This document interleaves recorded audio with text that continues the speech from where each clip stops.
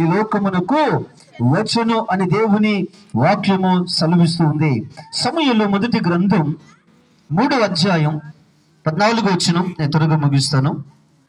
సమూయేలు మొదటి గ్రంథం 3వ అధ్యాయం 14వ వచనం. త్వరగా. కాబట్టి ఏలి ఇంటి వారి దోషమునకు బలి చేతనైనను నైవేద్యము చేతనైనను ఎన్నటికి ప్రాయశ్చిత్తము చేయబడదని. కాబట్టి ఇక్కడ దేవుని వాక్యము సెలవిస్తున్న సత్యం.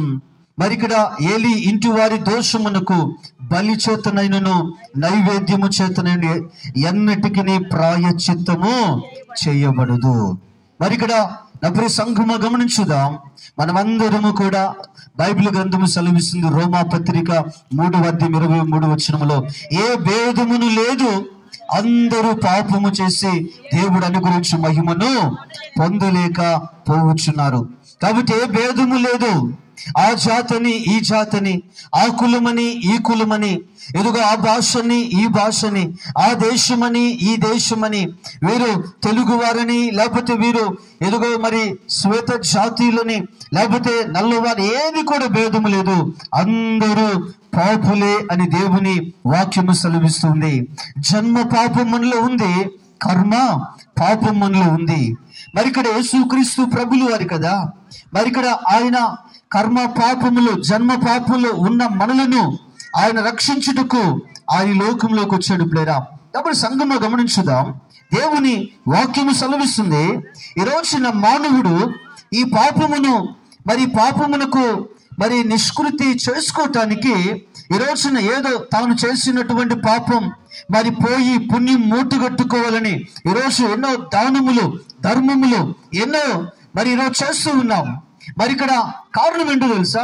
ఈ పుణ్య కార్యములు చేయుట ద్వారా నేను చేసిన పాపమునకు కొంతైనా నిష్కృతి దొరుకుతుంది. ఎందుకో మరి ఇక్కడ ఈ పుణ్యం చేయుట ద్వారా నా పాపం కొద్దిగా పరిహరించబడి ఎదుగో పుణ్యం మూట కట్టుకుంటాను. పుణ్యం మూట కట్టుకుంటే మోక్షానికి వెళ్ళి అక్కడి నుంచి స్వర్గానికి వెళ్ళిపోతాను అని ఈరోజు మానవుడు అనుకుంటున్నాడు. కానీ వాక్యం చెప్తుంది, బలి చేతనైనను నైవేద్యము చేతనైనను ఎన్నటికీ ప్రాయశ్చిత్తము చేయబడదు. మరి ఇక్కడ బలి చేత పాప పరిహారము దొరకదు, నైవేద్యము చేత పాప పరిహారము దొరకదు, లేకపోతే పుణ్య కార్యములు దానములు ధర్మములు ఇవేవి కూడా మనుషుని పాపమును పరిహరించలేవు. మరి ఎవరు మనుషుని పాపమును పరిహరించగలరు అంటే, ఎవరు మనిషిని పాపము నుంచి రక్షించగలరు అంటే ఆయనే మన ప్రభు అయిన యేసు క్రీస్తు. ఆయన కన్యకు ఆయన పుట్టాడు.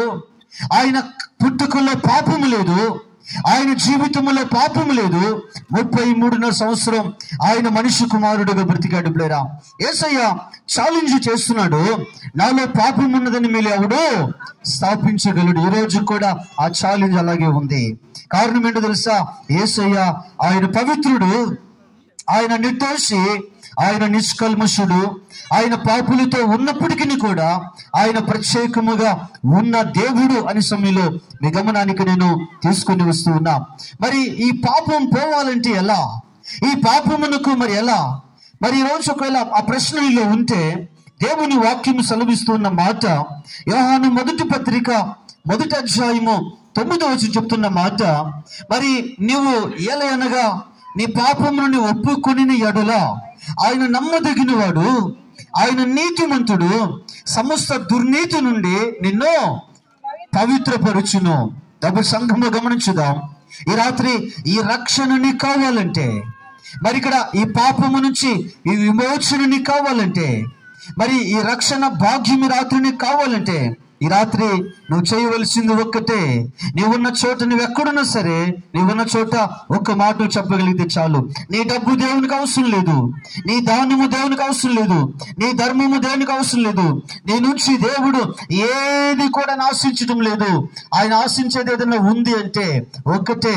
ఈ రాత్రి నువ్వు చెప్పవలసిన మాట ఏంటి తెలుసా?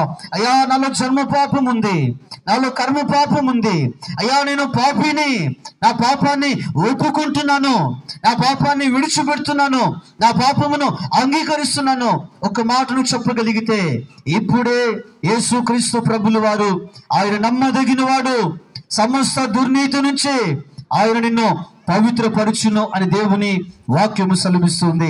యోహాను మొదటి పత్రిక 1:7 చివరిలో మనం చూస్తే, యేసు రక్తము ప్రతి పాపమును కడిగి పవిత్రపరచును.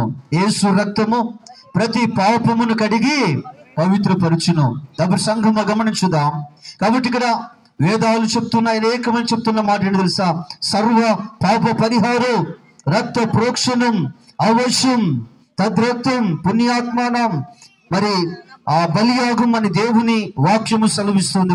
అనేక వేదాలు చెప్తున్నటువంటి మాట, రక్తము చిందించబడకుండా మరి ఏ పాపం పరిహరించబడదు. మనమందరం పాపులమే.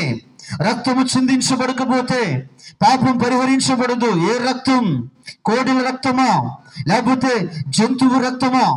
మరి మనిషి పాపం చేశాడు కాబట్టి మరి మనిషి పాపం పరిహరించబడాలంటే మరొక మనిషి రక్తము చిందించాలి. మరి ఆ రక్తము చిందించే ఆ మానవుడు ఎవరు అయి ఉండాలి అంటే ఆయన పరమాత్ముడు అయి ఉండాలి. డబ్బు సంగమ గమనించుదాం. ఈ రాత్రి కాలపు వేళ ఏ భేదములు, అందరూ పాపులే, అందరూ పాపులే. ప్రపంచ దేశాల్లో ఉన్నారో అందరూ కూడా, అంటే ఎవరి రక్తము కూడా పాపమును పరిహరించుటకు పనికి రాదు. అందుకే దేవుడు ఆయన మానవుడికి లోకంలోకి వచ్చాడు. ఆయన జన్మలో పాపం లేదు, ఆయన జీవితంలో పాపం లేదు. పాపము లేని పరిశుద్ధుడైన దేవుడు ఆయన నా పాపముల కొరకు ఆయన సిలువలో ఆయన రక్తమును ఆయన ఆఖరి బొట్టు వరకు సిలువలో చిందించాడు. యేసు రక్తము ప్రతి పాపమును కూడా కడిగి పవిత్రపరుస్తుంది. ఈ రాత్రి యేసయ్య రక్తము క్రిందకు నువ్వు వస్తే, అయ్యా నేను పాపినే అని ఒప్పుకోగలిగితే, ఈ రాత్రి ఇప్పుడే యేసయ్య ఆయన సిలువలో చిందించిన రక్తము నీ పాపముల మీద ఆయన ప్రోక్షించి నీ పాపమును కడిగి ఆయన పవిత్రపరిచి ఆయన రక్షణను ఈ రాత్రి ఉచితముగా దేవుడు ఇవ్వబోతూ ఉన్నాడు అని ఈ సమయంలో మీ గమనానికి తీసుకొని వస్తూ ఉన్నాం. మరి అలాగే 9వదిగా మత్తయి సువార్త 4:23లో యేసు ఎవరు అంటే, మరి ఇక్కడ దేవుని వాక్యము సెలవిస్తుంది ప్లేరా, స్వస్థ పరిచే దేవుడు. యేసు ఎవరంట? స్వస్థ పరిచే దేవుడు. ఆయన దగ్గరకు వచ్చిన ఏ రోగమైనా సరే, ఏ వ్యాధి అయినా సరే, శరీర రుగ్మతులైనా సరే, దీర్ఘకాలపు వ్యాధులైనా సరే, ఆయన దగ్గరకు వస్తే ఆయనకు అసాధ్యమైన ఏది కూడా లేదు. యేసు స్వస్థ పరుచు దేవుడు అని సమయంలో మీ గమనానికి తీసుకొని వస్తున్నాం.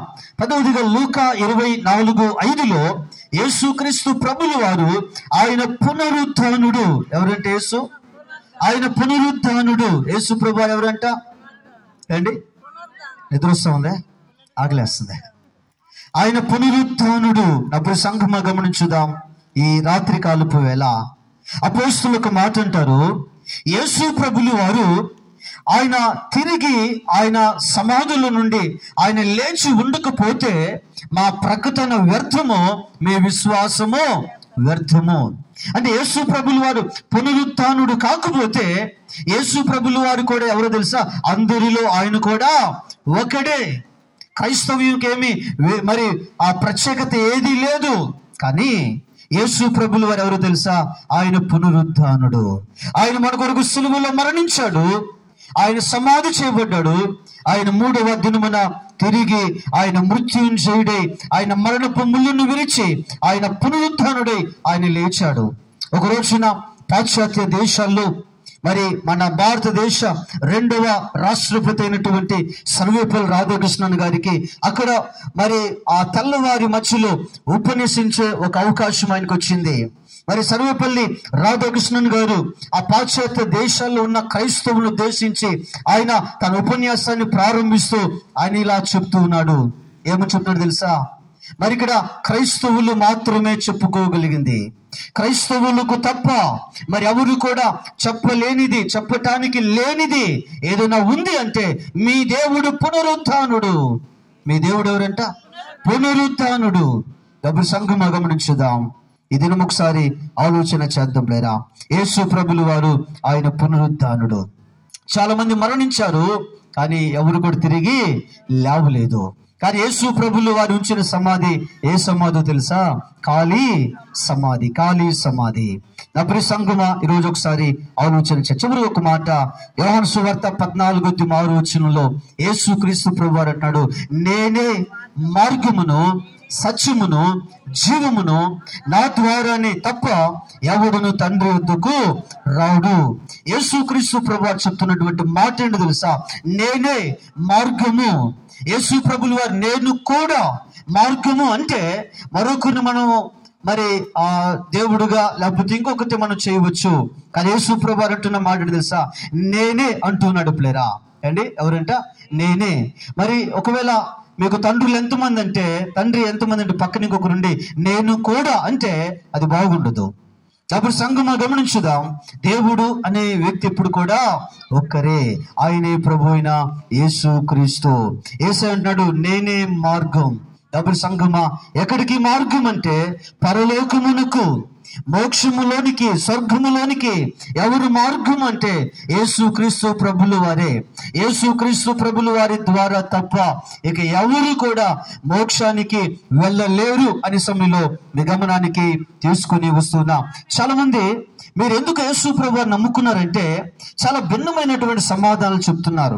మరి రకరకాల సమాధానాలు ఏంటి, దేవుడు మా జీవితాలు అది చేస్తాడు ఇది చేస్తాడు అందుకే నమ్ముకున్నాం. కానీ ఈ రాత్రి నేను మీతో చెప్తున్నా, నువ్వెందుకు యేసు ప్రభులు వారిని నమ్ముకున్నావు అంటే, ఎందుకు యేసు ప్రభుని ఆరాధిస్తున్నావంటే, ఎందుకు క్రైస్తవుడిగా బ్రతుకుతున్నావంటే మరి కారణం ఏంటో తెలుసా? కేవలము పరలోకమునకు పోవడానికి తప్ప ఇక దేనికి యేసు ప్రభులు వారు మనము నమ్ముకోలేదు.